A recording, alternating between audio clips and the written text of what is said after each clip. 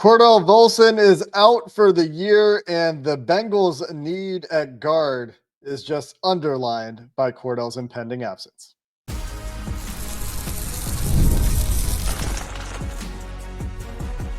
You are Locked On Bengals, your daily Cincinnati Bengals podcast. Part of the Locked On Podcast Network, your team every day. What up, Bengals fans, and welcome to another episode of the Locked On Bengals podcast, part of the Locked On Podcast Network, your team every day. I'm Jake Liscow. He's James Rapien. We've been covering your Cincinnati Bengals here on Locked On Bengals since 2016. We're on YouTube, and we're everywhere you get your podcast. So if you're looking for daily updates on what's going on with the Cincinnati Bengals, analysis, film takeaways, finger on the pulse of your team, you are in the right place. You can hit that subscribe button on YouTube or wherever you get your podcasts to make sure you don't miss an episode. You can join all the everydayers out there that already make Locked On Bengals part of their daily routine and get a shout out from us at the beginning of every episode. Shout out to you, everydayer, and all of you who make us your first listen. James, as the Bengals reconvened after their second preseason game for a practice on Wednesday, Zac Taylor addressed the media. We got a lot of injury updates. We got to see participation. It was a very light practice on Wednesday. And there's this recurring theme that the defense is holding back, and we're going to touch on that a little bit later in the show. But we start with the news that I think the Bengals have known for a few days now, at least, that Cordell Volson very likely out for the year. He needs surgery to fix whatever went wrong with his shoulder when he injured it in practice last week. Sucks. It sucks. It's awful news. It's awful news for Cordell. It's awful news for the Bengals. And he was having a good camp. He really was. And at one point last week, it was like, could 67 be the guy that's sneaking into the starting lineup? And I think that would have been at least a discussion. And instead, you have a season-ending injury. It's a contract year for Cordell. It's a year where I know personally he was hoping to prove himself. And no, we haven't talked a ton about him on this pod recently, but you're talking about a fourth-round pick who made 48 starts, appeared in 50 out of a possible 51 regular season games in his first 3 seasons. Like, that's a pretty darn good fourth-round pick. And you might say, he didn't develop the way you hoped. Fine. But he has helped. Might not have developed and hit what some hoped. And maybe he's not going to be a 10-year vet for the Bengals. But it's unfortunate. And it really exposes the need there, because you're talking about someone who was getting regular reps at both left and right guard, someone that you could feel comfortable with on game day if he needed to go in there, whether he was starting or not. You're comfortable with 67 going out there. And so to lose him for the season, it is a significant loss. There's no doubt. It's part of football. I'm not saying they can't overcome it. Of course they can. But it is a significant loss and shouldn't be just glossed over because it's Cordell Volson, because I think some will do that. But it's going to impact things for sure. I think that it goes hand in hand with the Risner visit. It reinforces the need to get Risner onto the roster, because if Risner is on the roster and he's competing to start at right guard and beats out Lucas Patrick for that job, hypothetically, in that hypothetical world, Lucas Patrick is a backup with Jalen Rivers, and maybe Matt Lee sticks at center. And then you actually feel reasonable about your interior offensive line depth. Cody Ford can be your swing tackle in that scenario. He doesn't have to be the first guy off the bench at every single position. And then there's less of a role for Cordell Volson, hypothetically, if Jalen Rivers is progressing the way they want him to, if Lucas Patrick kicks back to be the first guy off the bench at a number of interior positions. But that's not the case right now, and kind of underlines where they are in terms of interior depth. Everyone is pleased with what Dylan Fairchild has done as a rookie this preseason. There's no real concerns about Ted Karras. Maybe we'll get to see some Matt Lee in this third preseason game, and we'll feel better about backup center. But with Lucas Patrick dealing with some sort of injury, it sounds like it's not as severe as it might have been, as they feared it was, said Zac Taylor on Wednesday, referring to the injury that Patrick sustained on Monday night. And with Cody Ford still not practicing, that means Jalen Rivers was the ones in a very light practice on Wednesday. And behind him is question mark, is maybe Jackson Kirkland, is maybe Andrew Stuber, but there's really a lack of depth at that point, and they're very banged up at the position, which, while I don't know that I would have been, thrilled if Cordell had won a starting job, it tells you about where they were with that room in general, that they were potentially considering letting him enter that battle. And that battle has been severely derailed all summer by guys that have just been too injured to compete fully. And that's a huge factor of this is the health. You're right. Lucas Patrick has been nicked up multiple times now. Cordell Volson, the thing that he did best was stay durable and be able to play through the pain and play through nicks and knacks and all these different things that come with being an offensive lineman. And that's why he was 50 out of 51 games, 48 starts out of a possible 51 games. It's one of those things where, and this is why we've been harping for the everydayers, or if you're new, we've talked about guard a ton this offseason. Why? Because injuries are going to happen. And so if you're starting, if your best option, let's say, is Lucas Patrick, or your best option is Cordell Volson, or your best option is Cody Ford. Well, if that's your best option, well, that guy is going to get nicked up and dinged or hurt, or his backup is. And so your depth is going to really get tested. It's going to get thin quick, and the floor of your offensive line is going to get much lower. And that's it. That's one of these where, like, I don't really think there's a scenario where Cordell Volson was a Pro Bowler this year, right? But does the floor drop a bit without having someone that knows what, not just what to do, but how to be available every single week and play at a reasonable level with Joe Burrow, knows how to react when Joe Burrow goes off script, for example, which is something that we didn't see from Lucas Patrick the other night. Like, little things like that go a long way when you're on the road in Buffalo in December and you need to get a win and you have a guard injury. And so, yeah, they have to. We were already on this before we knew for sure that Cordell was out for the season. You and I were both on the same page. It felt sort of significant. I asked Zach about it because he went through all these injuries on Wednesday and we didn't get to Cordell yet. I'm like, that's probably because he's not one of the minor ones. But they have to add now. They have to. And it doesn't – honestly, one, they probably know that. But two, if it isn't Dalton Risner, then it's got to be someone that you think you can play in a game. That's what they need. And that's what they lost with Cordell Volson going out for the year. And it wouldn't necessarily be such a bad injury if they had gotten the deal done with Risner.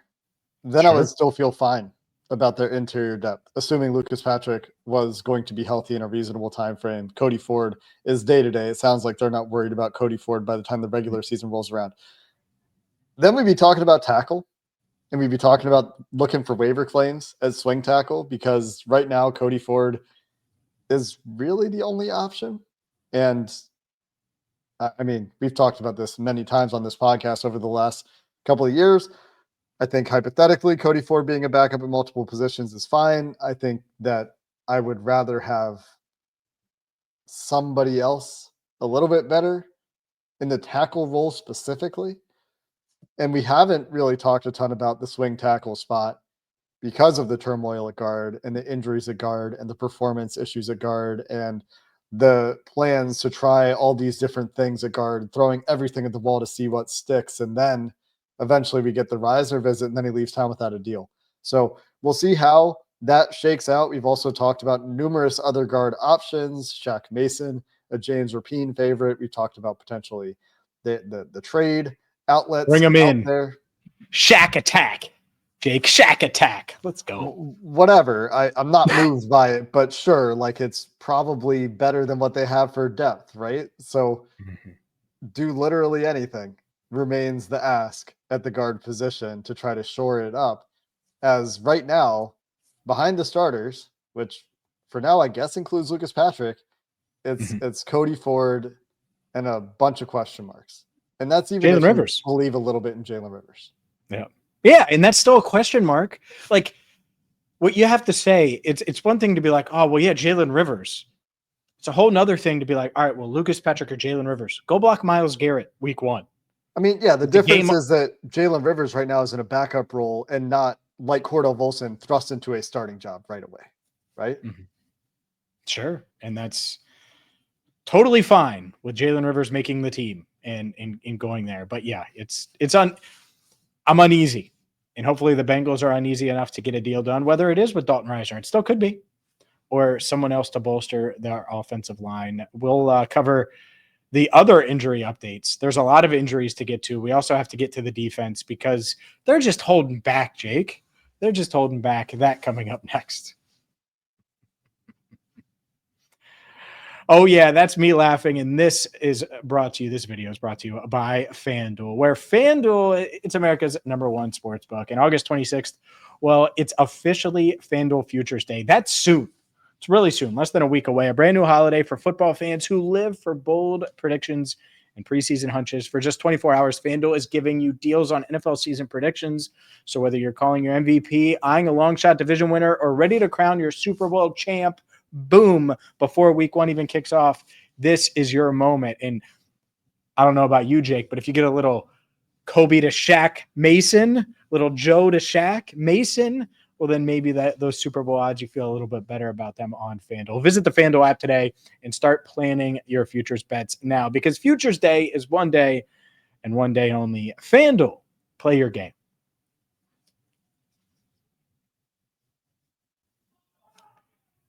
Whether or not they get a Shaq Mason in here or Dalton Risner in here, Jake, they need to figure out the defensive issues, the issues that are pretty glaring. And yet everyone's like, I feel pretty comfortable. Zac Taylor saying how confident he is in the first team defense. They won't play against the Indianapolis Colts. Starters aren't going to play, which is fine. I do not want them to play the first team defense against the Indianapolis Colts. That's a waste of everybody's time. But they've gotten gashed on the run a ton. They've given up 4 runs of 20-plus yards on 4 drives. I don't know. It's something crazy. It's too much. And yet they're like, yeah, we just haven't put all of our stuff in yet. We're just not using all of our stuff. You buying this? You're buying this narrative that they're selling, that the scheme, once we show our identity, things are going to get better. Or are you worried? Because I'm thinking about Joe Flacco handed it off to Dylan Sampson 52 times in week 1, and Dylan Sampson having a career day in his debut. Is that his name? Dylan Isn't it? Sampson? I thought it was. From Tennessee? Is his name Dylan? Yeah, Why am Dylan I- Sampson. All right. He's 20 years old. Am I buying it?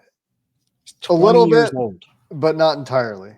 And we've talked about this a little bit, but the reason it's coming back up today is because it was numerous coaches and players talking about this on Wednesday, because it was asked. And Zac Taylor, Dan Horde directly asked Zac Taylor, like, hey, is it because you have a new DC and your defensive scheme has changed? Are you holding back like even more than normal? And Zach's like, oh yeah, of course. Like, as if it was the most matter of fact thing in the world that of course they're holding back more than they even normally would in a preseason game. So that's the first bit that it was discussed on Wednesday. And then there's a video out there, Logan Wilson at his locker after the practice. He's like, yeah, we're using maybe like 10, 15% of the playbook right now. Yeah. Which sounds like a really, really small part of the playbook. He's like, yeah, we're just out there trying to get our fundamentals down. And we're yeah, I know. And we've had some good reps to learn from. And like, maybe the Browns are going to do some of these sorts of things to us in week 1 or whatever it is, or Jacksonville is going to do some of these things to us in week 2. And, you hear both sides of that, obviously. And then even the rookie Shamar Stewart's like, yeah, we're going to surprise people. We're not showing a whole lot. We have a lot of tricks up our sleeve, essentially. And so there's this recurring theme on Wednesday of guys from Zac Taylor to guys playing on the defense that are saying this. Yeah. And then Logan's talking about working on the fundamentals. And I'm like, yeah, you got to work on those fundamentals, getting off blocks, getting guys into the right position in the run fit. I don't know how much those things are scheme based. I do think that there's like a game planning element here where, like, if they're truly going out there with 10 to 15%, they're like, okay, we're going to put Tampa 2, we're going to run cover 1, we're going to run cover 3, We're not going to disguise much. We'll keep some of our twists and games in on the defensive front. We're really going to keep it quite simple. You're not really game planning at that point, and nobody's really game planning for the preseason. So I think that can make a difference. But I also am not buying that like suddenly everything is going to be fine, because the issues that we're seeing aren't we're running cover 2 and we're getting hit with a bunch of hole shots between the safety and the flat defender, and teams are just going to that time and time again because we're just running cover 2. Like, it's not that simple. They are needing that fundamental work that Logan Wilson's talking about, and we're not seeing that at a high level in the limited sample we've seen from the defense. So there's probably a kernel of truth to it, James, but I'm not buying that is the explanation for everything that we've seen from the defense. No. And by the way, it doesn't matter. It doesn't matter. It's preseason. It's practice. Preseason games are practice in front of a lot of people in a game setting. It doesn't matter. No one's going to care if you get it fixed. But damn it better be fixed. Like, that's what really matters. I don't care if they give up 1,000 yards in preseason. It really doesn't matter. Like, this third preseason game, no one's going to care because none of the starters are playing. Fine. It's no different. In reality, it's no more meaningful or meaningless than any of the other preseason games. As long as you get out of them healthy, fine. But you better learn from whatever the hell was going on, because the way to beat the Bengals, the easiest way, the quickest way, is to not let Joe Burrow touch the ball. So if you can just run it, and you're getting explosive plays on it as well, that's tough. And so, yeah, hopefully they're just not showing anything, but they also have to learn from it, because technique-wise was not there. That, like, I don't need to keep talking about the Jordan Battle play, but that's one example. It's not just Jordan Battle. There's multiple times. You know, that play keeps coming up because it's very obvious, but like, it's issues outside of those plays that are much more concerning to me than that individual rep as well. Like, it's not just that. That one's just very noticeable. Sure. It's the ones that are leading to these big runs become big runs when they should be 3-yard runs. Or at worst, 10-yard runs. Correct. Where it's like, all right, well, it's not an explosive run, or not an explosive play, it's an explosive run where it gets them a first down, not puts them in position for a touchdown. That's it. I mean, Jaden Daniels didn't even have to throw the ball the other day. And so they have to figure it out. So it really, at the heart of it, it doesn't matter.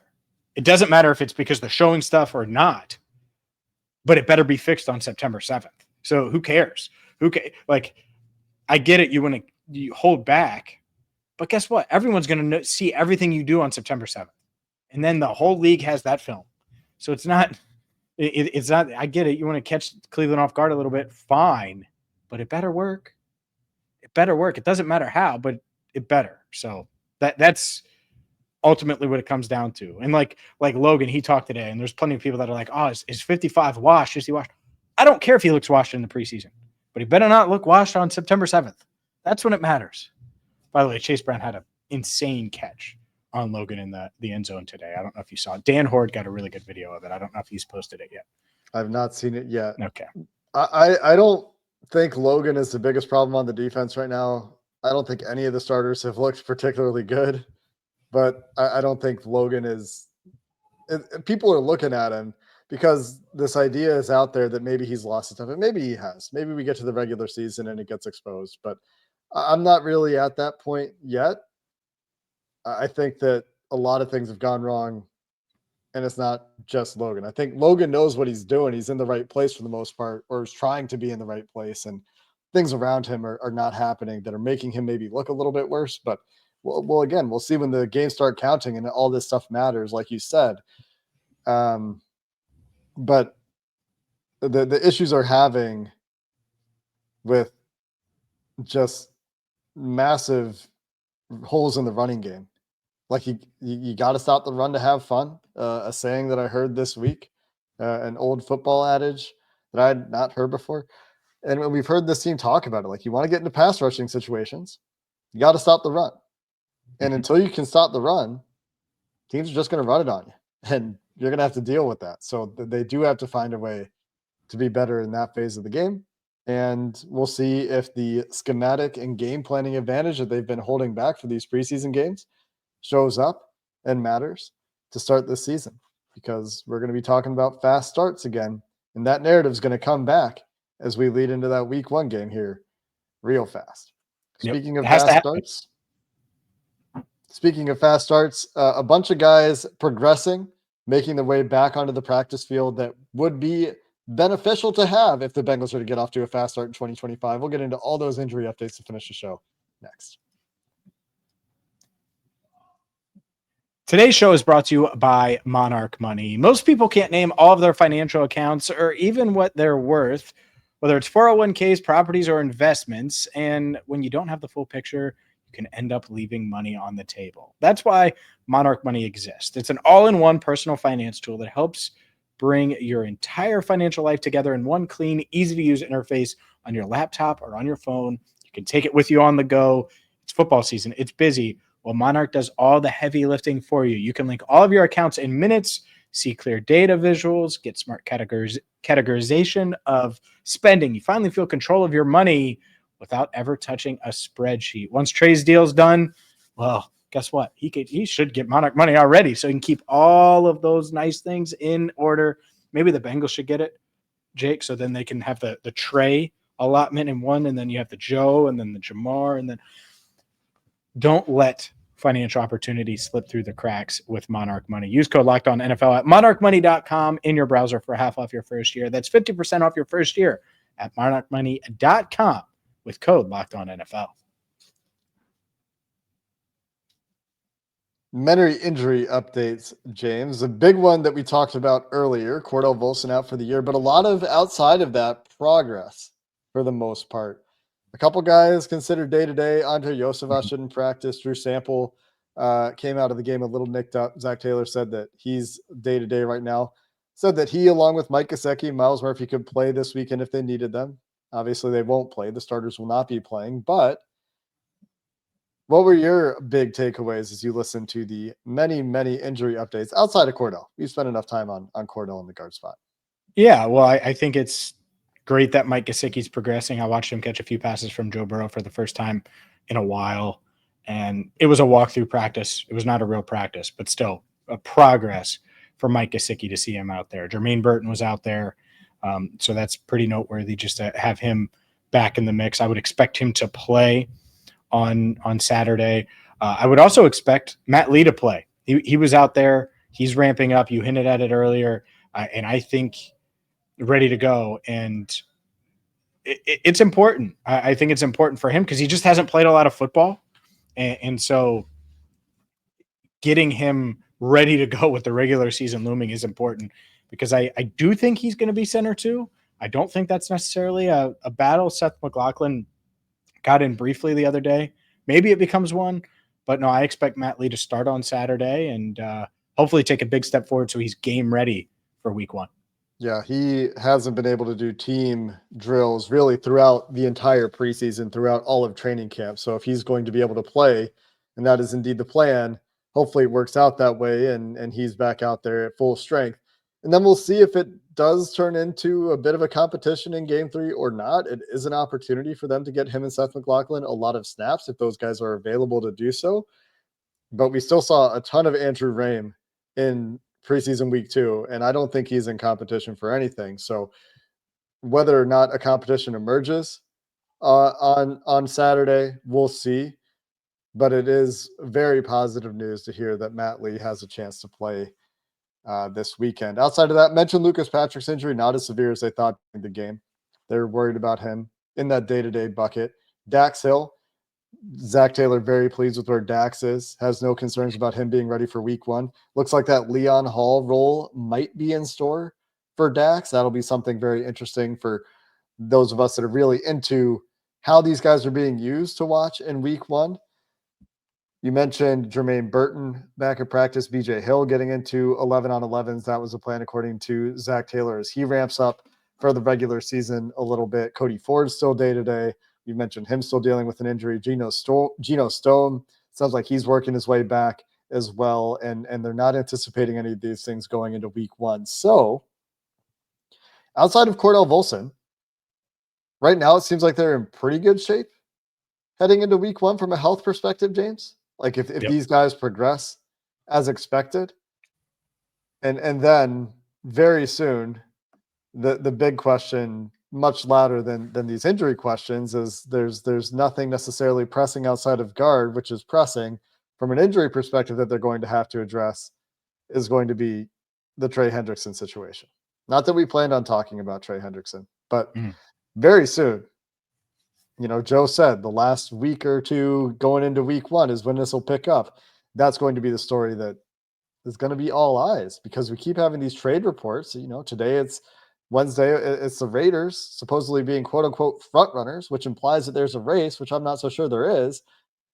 But we continue to have these trade reports, and it sounds like things are still at an impasse. So that'll be something that is going to hopefully have to change here pretty soon. Yeah, it doesn't feel imminent. Anything can happen. I would be stunned, not stunned because of all the rumblings, but I'd be surprised if they trade him, because even though Mike doesn't run most things now, like day-to-day wise, Mike Brown would absolutely have to sign off on a Trey Hendrickson trade. And good luck convincing him that that's going to make them better this year. I get it. Oh, well, then why don't you pay him? Like, we get all the arguments. I get that. But yeah, I think that's the hang up. Maybe it gets solved. Maybe that happens and they trade him. But I see Trey Hendrickson on the sideline on Monday Night Football talking with Duke Tobin. I see Trey Hendrickson. I walked back with from practice, and it's Jamar, it's T. Trey Hendrickson's 10 feet from me as we're walking back. Like, it feels like it should get done. If they're that close on everything else, like, it's just a matter of when, I hope. And as we record this, you're talking 17 days and 18 days, 18 days from the opener. And so giving him at least a full week of practice. You want to talk about Matt Lee not getting football time. Trey hasn't gotten any football time. And even if he's training as hard as he can, it would be nice to get him some football time. So I hope the deadline in their minds is Saturday, honestly, but doesn't feel like that's the case. There have been many deadlines that we've hoped for that have passed between. The Reisner deadline's here. Get it done. Yeah, and that was a couple days ago too. Came and Get went. it done. Get it done. No, come back. There's still a chance, but like you said, having him leave the building, Doesn't feel not great. ideal. As of the time of recording, Dalton Reisner's still out there. We haven't seen anything about his visit reportedly with Seattle that was supposed to be next. Haven't seen any updates there. I have not checked his wife's TikTok account to see if she has potentially provided an update, so not sure about that one. But as of this recording, we don't have anything to share on progress with Dalton Reisner. Is there anything else from this practice? Mentioned the BJ Hill was back out there. Still Wilson and Knight at linebacker, so it doesn't sound like there's much of a competition opening up for that linebacker spot. We talked about that a little bit yesterday.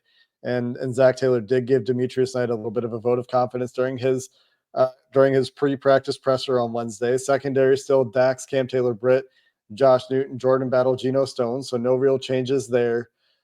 I think that's about it.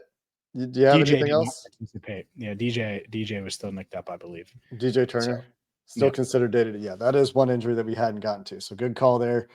Yep. We're expecting to see a lot of Desmond Ridder and the customary final game of the preseason look at the Bengals' fourth quarterback at What's some his name? point, Peyton Thorne. There you go. I didn't think you'd know it. I didn't think you'd know it, Jake. He's number 10 for those that don't know. Peyton Thorne. I was getting there. Went to Auburn. So went to know all Michigan sorts State of things about Peyton Thorne. We know Smart. limited bits of the lore. Anyway, we've got another practice that doesn't sound like it's going to be a walkthrough. Should be a bit more of a full practice on Thursday afternoon, a later practice. So we'll be with you then after the Bengals practice on Thursday. Then it'll be preseason finale time, cut down time, projecting the 53-man roster time.